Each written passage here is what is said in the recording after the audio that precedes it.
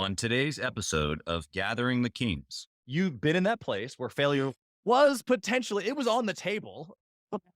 You just disregarded it completely. I'm not even interested in going down that road. I shut that Yep. part of my brain off. I'm going to figure out the problem. I'm going to, bring a solution. We're going to go to the next level, whatever that looked like. Give me one of those moments where failure was on the table and you said, freaking get out of here. You are listening to Gathering the Kings with Chaz Wolf, featuring fellow 7, 8, and even 9-figure business owners who have real battle scars from business and life, but have prevailed as the king that they are designed to be. We welcome high-performing entrepreneurs to the stage in order to reveal the real of the real on what it takes to build a successful business today. We dissect the good and bad decisions they've made along the way that give a true and accurate picture of the journey of success and how you too can get there. Through this dialogue, you will learn the value of growing your network and surrounding yourself with power players and kings like today's guest. Grab your pen and notebook because we're about to dive in. What's up, everybody? I'm Chaz Wolf, Gathering the Kings podcast. Today, I've got a queen on the stage, Laurie Hellbusch. Laurie, thanks for joining us here today. Thanks for having me. I just appreciate, I was giving you right before the record button hit that, we have queens on the stage because king isn't masculine, but that there's lots of good stuff that come from female entrepreneurs. We've had plenty of guests. I love that we get to add you to that mix, but tell us what kind of business that you have, Laurie. Yeah, so I own a specialty wine, beer, and spirits store. We also have a bar, so it's a full bar, craft cocktails, wine by the glass, draft beers. And then we have a private room, which I'm sitting in right now, where we do events also. So we do tastings and classes, and we can also rent out our room for meetings, baby showers, whatever. Yeah, you've taken what I love, what I already know about you a little bit. I'm anxious to get to know you better, but what I know about already is like I love that you've taken this retail concept of selling a product and you've turned it into an experience. Yes, that's you put the words to it just exactly right. I bought my business. I didn't start it. It was about Love that. 35 years old when I bought it. And it was a successful business, but the guy that owned it had owned it the whole time. And he was just ready to retire and he was not sort of taking it to the next level at the point. So he didn't have a Sure, yeah. website. He, was still using manual cash registers and all of that. And Wow. I grew up in the area. So I grew up around this business and I had just watched it and thought, man, you could do so much with that. The concept is all there, but it's, it needs like a makeover. And yeah, that was really my goal, was to take it from a transaction to an experience. Yeah, I love that language that we say sometimes, transcending the transaction or transcending the ticket. Those things are real. It's not just this, woo type of a sentence that we say to feel good on a podcast, but it's real. Right. You can change a product experience or a product purchase into an experience. So I definitely want to get into that, especially with you, being in the area and seeing it how it once was before and how you do it now. I'm sure that it's night and day. So I want to get into that. Before we do get into your journey and some of the practicals of your business, I want to know, Laurie, what's the burning desire down deep? What's the why? What's the bigger picture? Why are you doing this? Yeah. So honestly, like I was thinking about that. I think it's really that for me, failure is not an option. So anytime that I start to feel, I guess, overwhelmed or burnt out, Yeah. I just, in the end, I'm like, but failure is not an option. So you keep going, you keep putting one Yeah. foot in front of the other. And, a lot of it also, the answer is my daughters. I have 2 daughters and I feel like it's my role to be an example to them of what is possible in their lives. And so I Yeah. take that seriously. And I feel like it's really important to show them to just keep trying to better yourself and keep trying to go to the next level. So Yeah. yeah, kind of 2 answers. I refuse to fail and just being an example for my kid. Yeah, both super powerful and almost two ends of the spectrum there of psycho connection to your daily actions. That refusal to fail. I want to just press in on that for just a half second because the way that you said it, I felt that you had drawn the line, right? There's a lot of people that I'm not gonna fail or failure is not an option. Maybe even if they say it that strongly, most don't say it that strongly. But even in the midst of saying those words, I could tell like you've been in that place where failure was potentially, it was on the table. You just disregarded it completely. I'm not even interested in going down that road. I shut that Yep. part of my brain off. I'm gonna figure out the problem. I'm gonna, bring a solution. We're gonna go to the next level, whatever that looked like. Give me one of those moments where failure was on the table and you said, "Freaking get out of here." Yeah. So I've owned my business for 15 years, and there have been, I would call it, two moments over those 15 years. So I moved my business 8 years ago. And the first moment was after I bought the business, about 2 to 3 years in, I realized this is not what I was sold, and kind of had to dig in deep and figure out, okay, maybe the numbers weren't what they were purported to be, but I'm in this position now. So how do I move forward? Yep. So that was the first moment. I was able to climb my way out, figure out, what do my numbers need to look like? How do I get there? Come up with a plan, work the plan, probably the most important part, right? And then Yeah. was able to turn it around to the point that then at 7 years, I had the opportunity to move and had to make that decision, and then moved. And essentially, I was restarting my business because I only Yeah. moved about a mile away, but I moved to a totally different type of development from like a strip mall, destination. You have to mean to go there, to a very, very high traffic mixed use development where there are concerts and farmers markets and tons of things happening around me, and the layout's different. And I'm basically starting over with a new business. So it was about 2 years into that, I had another moment of this isn't working the way we're doing it. And I need to figure that out. So, again, just really like digging in on numbers and digging in, really being honest with myself and about what's going on and coming up with solutions. And, the other piece of that is bringing my team in. It's being able to, I had to sit my management team down and be honest with them about what was happening and be honest with them about their role in turning it around and what I needed from them. So a lot of it, I really think, just comes down to be honest with yourself and be willing to be vulnerable and ask for help.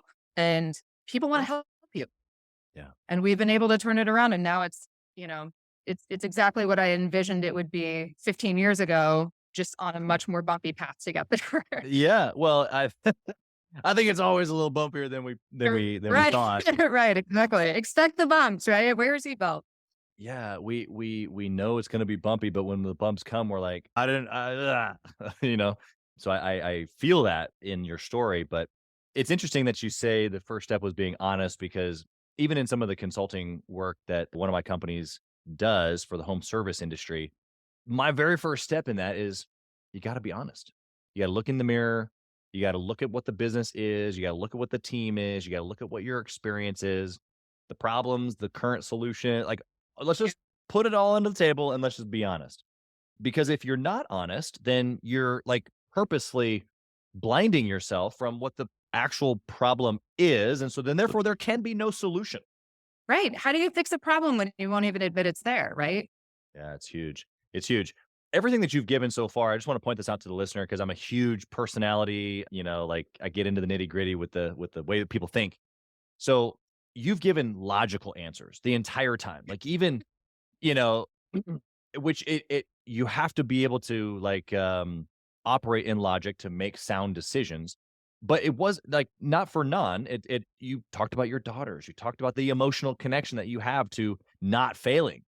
Those things aren't logical. Quitting is oftentimes what's logical. There So were like, definitely moments that it might have been more logical to quit, but it just, yeah. to me, yeah.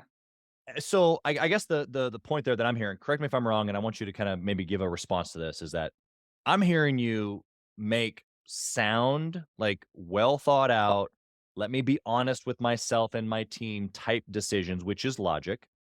But you self-guarded yourself from maybe those bad decisions around that. Maybe it's the emotion or maybe it's logic in those moments of failure, or I don't want to do this, or it's not working, or this isn't what I was sold. Like all of those really heightened, intense moments, you just like cut off the door of failure. You just said, I'm not even gonna go down that road. Was that logic? Is it emotion? Is it a mixture of both? Like just generally, what's your response to all this that I'm saying? Yeah, I guess I'd say it's a mixture of both because I mean, like I said, logically, there may have been points that I'm just trying to think through it as I'm talking, but Yeah. at one point, logically, you might have made an argument that it would make more sense to just close. At other points, not so much because we're in a lease. You're stuck in your lease anyway. You're gonna owe that money anyway, and so because I don't own my building, so even financially, I think it just to me wasn't an option because Yeah. I Yeah. don't have a safety net. I don't have somebody that's going to come in and bail me out. So I've got to figure it out. And Yeah. I also, I mean, just from the emotional aspect of it, like I just don't want that to be my story. And I don't want it to be the story that my kids know about me, that I live with Yeah. and that tip. So I guess emotionally, those are the reasons that it's Yeah. just so I love just your, even just working through that live time here with us because it is both. It is both. It's not like you just can always just calculate everything, 1, 2, 3, 1, 2, 3, or X plus Y right. equals Z. But in those moments, we do have to be honest, got to look at things logically. So I think you gave a great actually side of both ways to do it. So going into your story here, like how did you come across buying this business that you knew about, had been there for a decade? Give us a little bit of that story. What Yeah. did you do before? Yeah, so it's an existing business that was kind of in the neighborhood where I grew up, and it's it is a liquor store, but it also had a New York style deli. So I grew up coming to lunch here and, accompanying my parents if they were buying something on the liquor store side, but Sure. because it's a very high-end liquor store. So, you can come in and get French wines and Italian wines and fun cocktail ingredients. But on the deli side, so I'm a lawyer. I was previously a lawyer to buying this business. And Yeah. when I was at the law firm where I worked before this, it was like every other Friday, I would pick my grandmother up and bring her to lunch here. And so, yeah, it was just this. I knew about it, obviously, but I had this sort of nostalgia for it also. And the owner was, around sometimes, and my parents kind of knew him as an acquaintance. And so one day I was talking to him when I had my grandma in with me, and he mentioned, he's like, "Oh, you're a lawyer. Maybe you know somebody that wants to buy my business. I'm looking at selling the business." And it like planted a seed, and I didn't do anything about it for like a year or two. I just sort of sat on this information. And Wow. then I heard a rumor that he had found someone, and I was like, "What? Somebody gets to own Somebody get that's gonna be somebody's job. They get to run that business. That's amazing." And I was kind of kicking myself that I didn't consider it.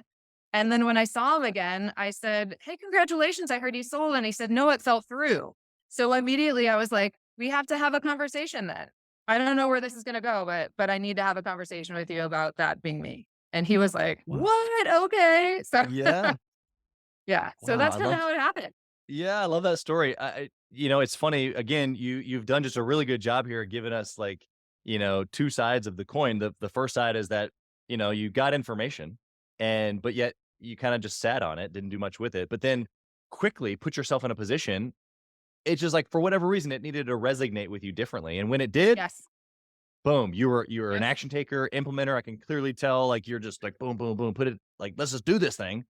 Yep. And so in that moment, was it like a little bit of FOMO that someone else was gonna get it? Or what was the brain switch for you? It was the fear of regret. It was like, Mm. I'm going to be 10 years, 20 years down the road, and I'm going to be, fighting to make partnership in this law firm. Right? Maybe I'll be a partner, but I'll be working my tail off to make money for a lot of other people. And I'm going to look back and I'm going to wish that I had taken this opportunity to do something I loved and build Yeah. something for myself. And Yeah. it was, yeah, I mean, I was very well aware that I'm like, this is somewhat crazy that I'm leaving a perfectly comfortable, successful practice of law to take on this massive amount of risk. But I I was like, I can't live with the possible regret that I don't try. Yeah. So Yeah. I did that. Yeah. I've said this already like 3 times, but I love every little piece here because you are so making logical choices, but like with this like deep-seated, forget all of that. Yeah, Gonna yeah, do it anyway. I just yeah. love it. I love the energy That's my around. personality. Yeah, well, it look, it's clearly there's skill sets that you have that has helped you not only learn and study law, be successful as an attorney, but then to be able to have that spirit inside of you that says, you know what, maybe I can do it for myself. Like only entrepreneurs think like that. That the little bud, stems up in a lot of people, but then the entrepreneurs are the one that say, you know what, I know it's massive risk, even more so for you because you categorized it. You knew how from a legal perspective how to actually categorize it as massive risk. Yes. Most people are like, I don't know, let's just do a business. And you're like, no, I've Yeah. calculated it. This That's is pretty well actual aware. massive risk. Yeah. I'm gonna do it anyway. Yep. I Let's love do it. this. All right, Laurie, inside of the business, you kind of already given us a little bit of this, but I want you to and maybe pull out the same point. We'll go further or maybe something different. But I want a good decision that you made somewhere along the line here that you can look back and because of this one thing, it's led to a lot of success, or you would do it over and over again, something that we can do in our business. Yeah, so I think the best decision is probably the move. It's taking it, being in one location that, having bought the business, struggled for the first few years and had to turn it around. Deciding to move was another massive risk because I did Yeah. turn it around and got it to the point where I'm like, I can make a living off of this. I can build an asset, but now I have this opportunity to move this business to a much higher traffic area, get a lot more exposure, grow it, take on more square footage. And, obviously that's a huge risk, but the way I looked at it was, I bought my business pretty young. I was 30 when I bought it. And so I was like 37, 36 at the time I was making the decision. And I was like, I didn't do this to coast the rest of the way down this path in the position that I'm in. I did Right. this to build something. So go big or go home. So it was really a go big or go home moment. It was do it or regret again, like do it or regret that Yeah. I didn't make as much out of this as I could. And Yeah. it really felt like it was an unfulfilled vision also because in the old location, there was only so much I could do to make it look and feel the way I wanted it to. Right. And so it was an opportunity to like, this is my version of this business. So I inherited, That's right. this other person's version. This is really my opportunity with a blank slate to like grow it up and really make it what I thought it could be. Yeah. There's just a lot of power in that moment. How would you translate that? I mean, we got, thousands of listeners who are hearing your story right now, and they're trying to figure out what that go big moment is for them. Maybe it's moving their retail location. Maybe they're in the trades or they're in marketing or something like that where they need to go all in again. What do you Uh-huh. think that looks like for business owners in general? What is the thing that scares you the most? And you're if you really dig in and you're again honest with yourself on what's the thing that scares you the most, the answer is probably in there or connected to that somewhere. Yeah, you're right because those things that scare us typically we shy away from naturally, right? Survival, where that's how our brains are wired. And Yeah. so we stay away from those things. Okay, so if I'm identifying the thing that scares me, you said that maybe that's it or maybe it's associated to. For you, how did you get the knock on the door of like, "Hey, we're building this other cool building over here. You want to be part of it?" Or were you like, "Oh my goodness, I need to create something different," and you went looking for it? So funny enough, it's a little bit of both. So Okay. the developer for the area I'm in now came to me a few years prior to when I actually decided to move and said, "Hey, we've got a space open. We're opening soon. Can I get you to come down here?" And at the time, I was pregnant with my second daughter, and my lease still had like 3 years left on it. And I just said, I'm interested, but the timing is not right for me. So Mm, um, it just wasn't going to happen then. So it was about 2 years later that I knew my lease in the old location was coming due. I had like a year and a half left. And for those of you that have leases, don't start when it's 6 months out trying to decide if you're going to renew your lease. Give yourself a long runway.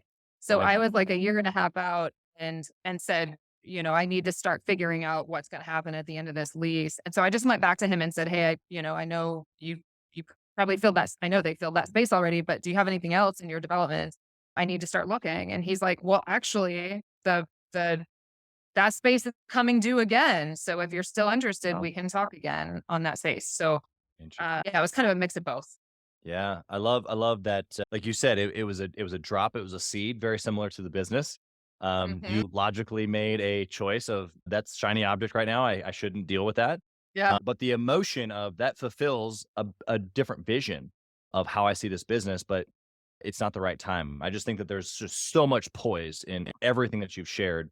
Maybe that's the attorney in you. I don't know. What do you think? Yeah, maybe. Yeah. You've Yeah, the got this. timing really matters though, on these big decisions. That's right.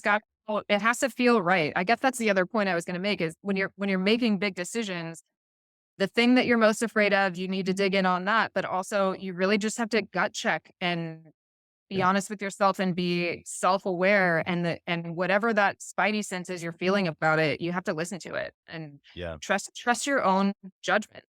Yeah. I'm hearing maybe a distinction between like knowing like poise is analyzing and knowing what decision you're going to make and when as opposed to delaying. Like I'm just slowly making a decision. I'm not taking action. That's not poise. I hear you say, look, evaluate, make a decision, but then it may not be right now.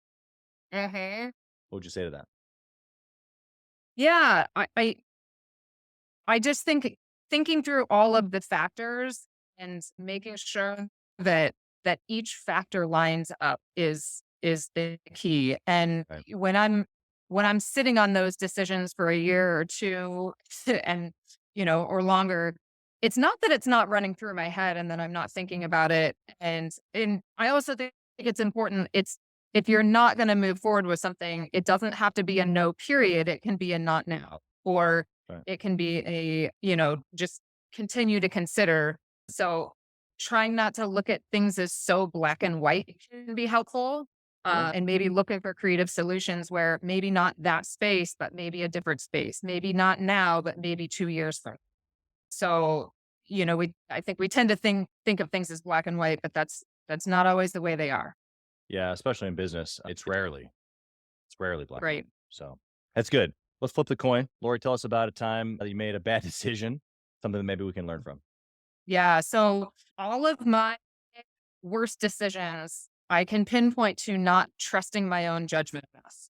Interesting. Yeah. And they most of my worst decisions revolve around bringing somebody else in that they give too much leeway or too much power to in deciding how things are going to be within my business. So, example is I hired someone quite a few years ago now, but really when I hire people, my goal is hire the right person for the job, put them in the right role, and then get out of their way. So I tend to be a fairly hands off, like I'm involved, but I don't Right. micromanage. Right. And so I hired somebody that, purported to have all the credentials and qualifications but started making decisions that were not decisions I would make. And I kind of let it happen because I was doubting my own judgment. And Mm, this was in one of those moments where it was a turn this around or it's not going to work.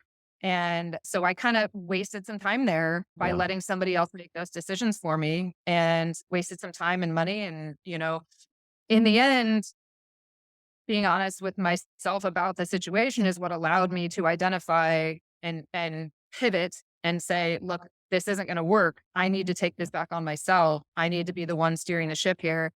But it all comes from those bad decisions all come from doubting yourselves. And Yeah. when it's your business, you know it best. You have to trust yourself. Yeah. Yeah. You gave a great distinction there of this is not you with a power grab of like, I gave away too much power and I want it back. Yeah, Uh, not at all. I would love to give it all away. And I think a lot of entrepreneurs are like that. We don't know how to, we don't know how to Yeah. let go. But then in your example, very similar to you, is I know how to give it away for sure. But sometimes you give it away either too soon, without enough training, or maybe we're just not in as much of alignment as I thought we were. Yeah. And so what would you say to that person who's maybe like us? Or what have you done on the next hires since then to make sure that there's more alignment or maybe more training or maybe, better decision making so that you can actually still hand it off and you don't have to be the power grab, type of boss. Well, I think for me, it's staying involved. So, at the time, especially in that example that I gave, it was kind of a, you must know better than me. Take the reins and I'll let you make decisions that I would normally make. And, I have a management team here and I put a lot of trust in my management team and give them a lot of leeway, but we meet every single week and we meet every other week with a slightly larger team that's kind of a strategic growth team. And we talk every day. I mean, we work and interact with each other every day. So Right. it's really staying on top of those things and staying involved in the decisions. So I think, it was a busy time in my life. I had very young children at the time and when this Right. other person was here and so it was even easier to just here take the reins for a little bit while I catch up with my own life. Yeah.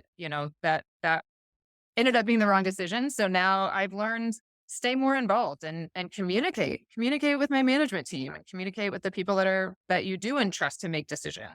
That's right. That's right. Yeah. What's that old saying? They don't respect what you, or they respect what you inspect. Oh, Right. yeah. You're paying attention. You're being more involved. It doesn't mean that you need to make the decisions. It doesn't mean that you have to have the power in that moment, that you're not giving away autonomy, but your involvement in that and really just aligning yourself with your team on a regular basis. Yeah. And having conversations around, values and how to make decisions. What Right. what are our goals? What are we going for? And Yeah. is this worth our goal? That's right. That's right. Yeah. Those core values and even a company mission or purpose statement, those things can help guide those decisions. If we're all in alignment over here with the stuff that probably is more deeply connected of where we're headed, then in the moment, whether it's practical or strategic, I can trust more of your decision making ability because we're in alignment over here with these things that really guide the bigger waves, if that makes sense. Right. Yeah. Okay. What would you say? I love your again, your poise, your calculated risk analysis, even though you've jumped off the cliff several times, which I just totally appreciate. I assessed the risk and I did it anyway. What's your formula for making good decisions? Like a decision comes across your desk today to make one of those big jumps again, or maybe it's just something small. Yeah. What's your thought process? Yeah. So I kind of touched on it just a little bit right before, but I look at mission and values. And our mission is to make everyday occasions special and memorable through exceptional spirits.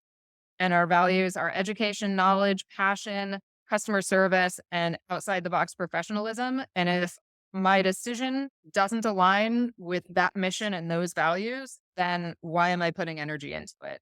Yeah. So, we're very like we talked about taking it from a transaction to an experience. We're very education driven. So we do a lot of tastings and classes, and our bar is designed to support the retail selection we have because we have like a lot of specialty things. You walk in and it's not brands, not a lot of brands you recognize. It's a lot of unique things. So we have to teach people what to do with them. Yeah. And it can be overwhelming when customers walk in to see all these products that they don't recognize. So, our values surround having passion for talking to customers and teaching customers about those things Yeah. and just giving good service and creating an experience out of it. So if it doesn't align with that, then, why are we putting effort into it? Yep. I love it. Next question's around KPIs. The way I like to say it is this: what's the one thing that you would Yeah. track if you could only pick one? I would track return customers because in my business, I feel that when somebody walks in the door, they should have an experience that makes them want to come back. And they should Yeah. be like, wow, that was a different type of liquor store. That's where I'm going to go going forward to learn something. Yeah. So to me, that's everything. When somebody walks back in the door, I'm like, great. Okay, we did our job. Yeah. Yeah, there's a lot of metrics around the returning dollar, but it's associated to the experience, which I love that you said that. And so your mission speaks to the experience, which then gets you the KPI that you're looking for. Yeah. Yeah. Love that. What would you say is a book or maybe a business resource that you would recommend that you've gotten value from? Yeah, so it's an oldie but a goodie. I love the book Start With Why, the Simon Sinek book. Yeah. For me, I read that book during that first down period when I was in the old location, and it really helped me connect with why we do what we do and why does running a liquor store matter? you know, And so it's really been the inspiration for all of our mission and values is to elevate the experience that people have with these products. But it really started with that book. So I would encourage anybody that's trying to grow their business to read the book and see if it resonates with you. But you have to be able to tell people why you're doing what you're doing. That's right. That's right. Yeah, no matter how mundane or regular that we think our business Right. is, you got to have that purpose. Okay, so what would you think, or what do you say, or what do you think about intentionally networking or masterminding, or if they're different, with other entrepreneurs?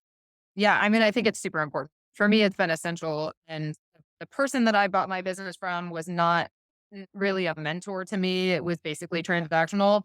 And so I kind of had to figure it out myself. And you can probably imagine that being a 30-year-old female in a very male dominated industry, in a market with a lot of people that have been in the industry for a long time, I wasn't taken seriously at first That's right. and That's right. really was on my own to figure it out. So for me, over time, meeting I was graciously welcomed into a networking group of about 30 people that all own their own business about a year in. And that was huge for me the first 5 to 7 years, Yeah. just hearing from other business owners and learning from them. And then over time, I've started my own. So there is a number of independently owned liquor stores in my market. And I formed an alliance of independently owned liquor stores because we're mostly a grocery store market. And I realized I was having a conversation with another independent store owner one day, and we were like, "Man, it's hard to it's hard to fight against these huge box stores and the Amazons of the world. And how do you fight that fight?" And we just said, "You know what? We're better together. We're better working together and sharing information and ideas than trying to compete even more against each other." So there's about 7 of us that have a local alliance of independent retail liquor stores in our market, and Love it's that. been great and amazing. But I think there's tons of resources out there. Totally. Yep. Yeah, the value of those relationships really is what it is. Yes, there's insight. Yes, there's other businesses that you get to kind of dissect and learn from, but it's the relationship that Yeah, matters the absolutely. most. I'm going to ask you a question about family. You mentioned your daughters, and Yeah. you've been building a business, through all the mom years. And so I guess I'll lay a quick foundation of my belief, which is that the work life balance doesn't exist. It's a lie, especially for entrepreneurs. And so what I help people try to embrace is a work life obsession. You were obsessed and have been obsessed with your business. That's why you've been successful. And so my question is, how have you been obsessed with your daughters or your family in addition to the business at the same time? Yeah. How have you done it? I completely agree with you that it's not a balance. It's a go full out in both areas. And I think, the real answer is other things suffer. I don't have much of a social life most of the time, or my social life revolves around my business or my kid. Right. But, when I'm with my kids, they have my attention.